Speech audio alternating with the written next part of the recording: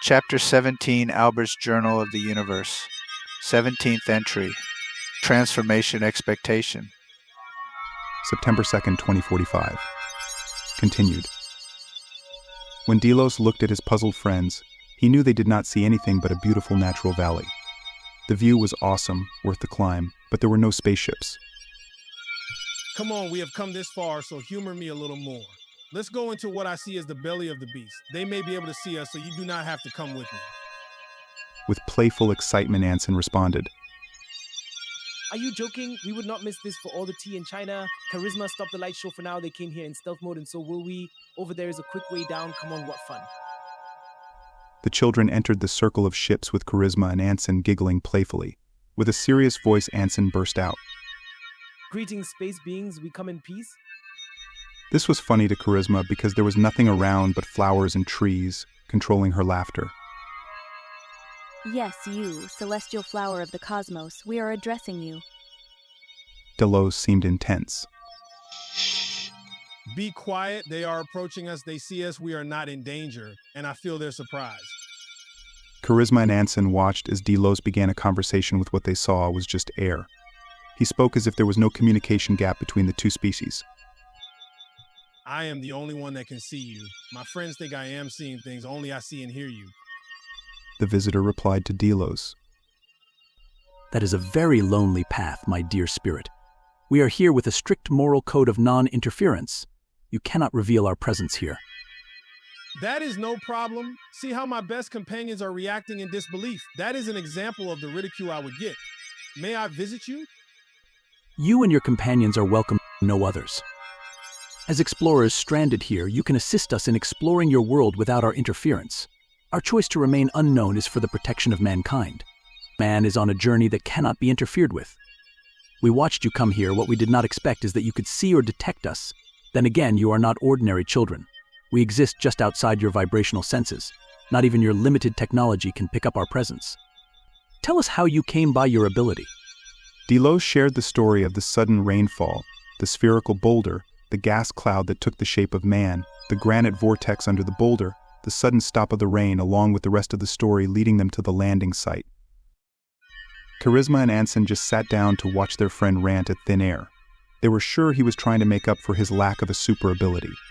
At the same time, they felt Delos' sincerity, knew his integrity, and wanted to believe him. This entity that you saw leaving the vortex must be the energy we feel around us.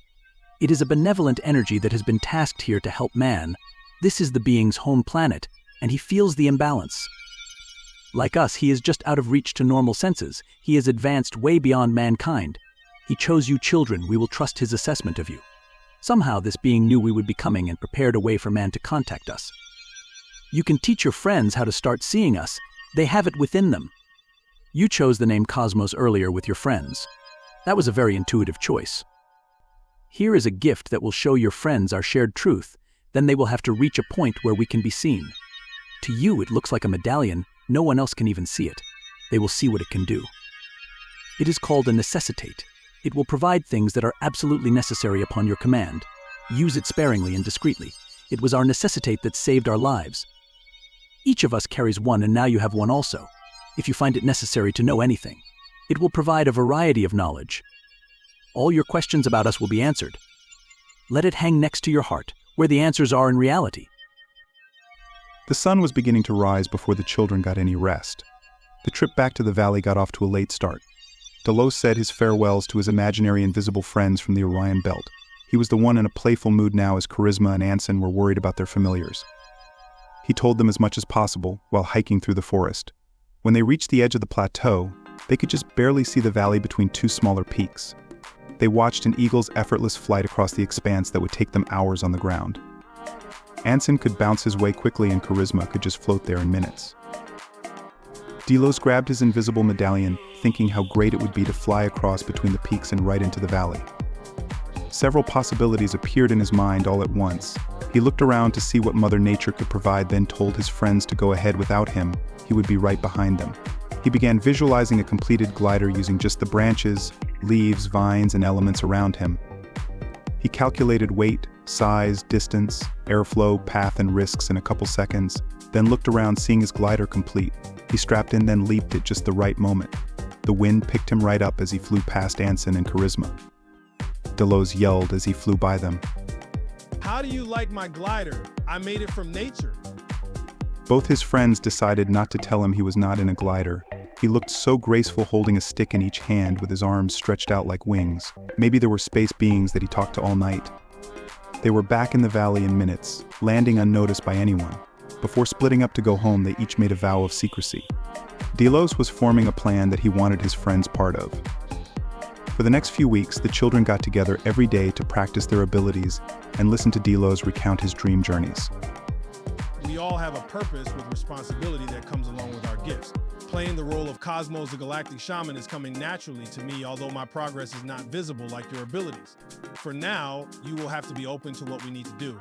I can only tell you the plan along with the intent. Your free will can choose from there. As a shaman, healing is an ingrained passion. In order to start the process of healing, the disease must be traced to its origin. The big picture is being shown to me in my dream journeys, balance is being restored in the universe, and Earth must be a part of that restoration. The stranded beings from Orion communicate with me all the time. I wear a headset so others will not think I am too crazy when they see me talking to myself. Knowing how his friends loved to play, Delos laid out the plan for the playground.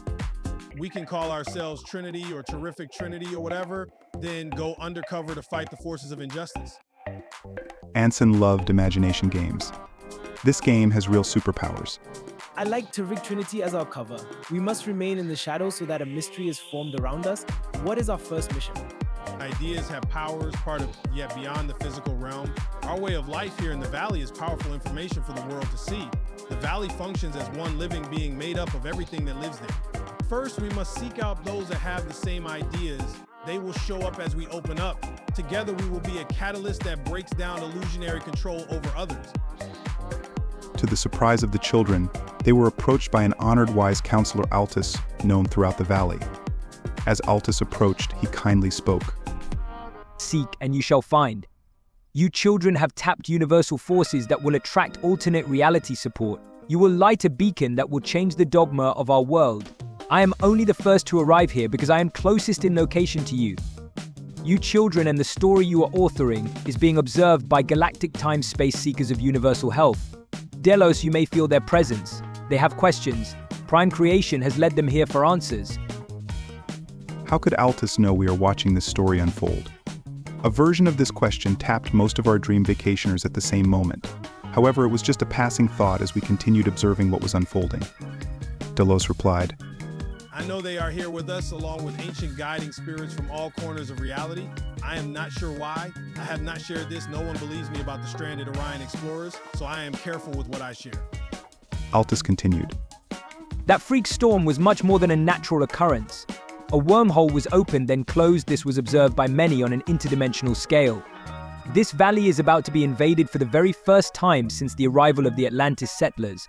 The scholars, truth seekers, shamans, the grandmothers, scientists, agencies of governments, indigenous people with ancient knowledge, and many, many more are on their way here to the valley. Not all will come with positive intent. They do not know of you children. You may want to keep it that way until you feel that source connection of trust. The arrival of your Orion friends did not go completely unnoticed either. Nothing technical picked them up, but many of those that I just mentioned do not use technology as their way of searching the heavens. Only a few will even be aware of both occurrences. Most will be focused on the suspected wormhole opening. This is being debunked by the Valley Council. Even the invasion of well-intended wisdom seekers is not welcome in the minds of the Council. They would be more receptive to Orion explorers than to curious men. As predicted by Altus, the valley began to have many visitors. New stories were created from hearsay, speculation, and limited first-hand experience. A number of perspectives became experts in their own view, insisting that the conclusions that they had could be the only answer. Rumors sprang from gossip based on bits and pieces of witnessed events. Living light traveling through the mountains, flying children, moving spherical boulders, space visitors. Multidimensional invasion was the general conclusion, with no real proof. The children sought out the good, intended visitors to offer them the opportunity to join their path to help mass, global enlightenment. The only alien invasion going on was in the mind as new thoughts, with the potential to void out or nullify past dogmas paradigms. the path leads man back to natural order without blind slavery to a man-made illusion of outside authority. Source creator is the superior authority and source is within everything, so the higher author is within. Let our mistakes become reminders of what does not work, so we are not destined to repeat them. To the children, the message was more important than the events that drew the visitors to the valley. It was agreed that the best way to proceed was to place nuggets of truth out that only the aware would see. Many would pass the nuggets of truth without seeing any value, then some will pick the nugget up and place it in their pouch of learned wisdom, the pouch that can never be full. As people share the nuggets that they find, they will tell others how they found this nugget of truth that can never be spent and has endless value to be shared freely. The valley is an example of how mankind can thrive without the slave master called money. That is what stood out to the visitors to the valley. For thousands of years, the people in the valley have produced abundance without creating a medium means of exchange. This accomplishment was challenged by the programmed visitors as their paper had no value, so the illusion of wealth was gone like a puff of smoke. The visitors that did not adjust to the valley were politely escorted out of the valley. For those that stayed behind, life took on a whole new outlook. Outside the valley, the children from the valley would be considered genius or be punished for non-conformity, depending on the mind lock of the group communities outside the valley. The thing that was most apparent was the never-ending search for learning was in all of the indigenous people in the valley, how they worked together in their everyday activities. Each person is giving back continuously, making the whole valley prosper as one being. This absence of money was the nemesis to the money creators and money changers. The children had no idea of the kind of mind control they were up against in the outside world. The idea that man can thrive without a profit-driven monetary system cannot be allowed to enter the imaginations of the people. A battle was secretly waged by the money creators as the children spread their nuggets of wisdom. This would become an energy battle that was intended to break the spirit without shedding any blood. Altus shared his knowledge of the outside world with the enlightened group that was quickly forming around the children. Many changes that would benefit all of mankind were already in the works. This new group of geniuses would support the efforts of all positive action groups around the world. Our cosmic group of dream vacationers watched as ideas formed that would bring about the change, bringing consciousness to the people of the world. This would spark the age of light we all share back in our prime reality. Schools of inner governance spread. These schools inspired students towards the path that provided happiness. They taught natural law at a kindergarten level throughout their entire learning process. Natural law is a continual study, so even the masters do not claim superiority. All knowledge was made available. Many versions of history are taught from many perspectives. The Indians of America Turtle Island do not share the same story as the conquering settlers with the claim of manifest destiny. Imagination was encouraged as long as no harm resulted from the exploratory minds. Bully behavior that forms the adult psychopath were taught cause and effect, or why that behavior would not work in our world of natural law. Only inner competition was encouraged as completion with others was put in perspective. On other fronts, Altus, Delos, Charisma, and Anson helped bring about self-sustainable communities that traded surplus with other communities. Vegetable gardening returned to the backyard as hydroponic technology became easily accessible and accepted. Neighborhood gardens sprang up all over the place. In the cities, old buildings were converted into multi-story growing gardens, eliminating the need for large areas of farmland. Insurance companies started becoming obsolete as people realized how their hard-earned sweat equity could be used to invest. Instead of giving away their energy, people learned to make their energy work for them. Community-owned clinics, auto repair shops, hospitals, schools, even construction crews stared replacing the insurance companies as spiritual currency was used more wisely. This event took the wind out of the world society's illusionary controller's easy path of dominance. The breach of trust that was taking place within the governments became common knowledge. The nations of the world had to stop their plantation manipulations and return what they stole from the people to the people. Immigration was finally seen for what it was, a source of revenue for the plantation controllers. Why would a sheep farmer return sheep that he can shear for life? Enticing the sheep into the plantation is part of the plan, while voicing public opinion or stealing the truth from the people. The Postal Service took on a whole new purpose as network specialist. When the teleporter was invented, they were the leaders in setting up teleportation sites everywhere. The Postal Service helped recreate the global internet into the group mind that is free to be critical. Altus, Delos, Charisma, and Anson worked with teams that reworked the weight and measures into a fair and equitable exchange for all trading parties. They also helped map the resources of the globe, then come up with ways to sustain or renew the resources for future generations to come. This was a mass undertaking that involved all the people of the world one way or another. Nature preservation was the guiding rule, so natural law grew to have more understanding. The older members of our soul group all had roles we played in bringing about many of these changes. The world that we will return to in 2045, our prime reality, is a result of these changes. The excitement to return home to prime reality was growing as the dream vacation was coming to an end.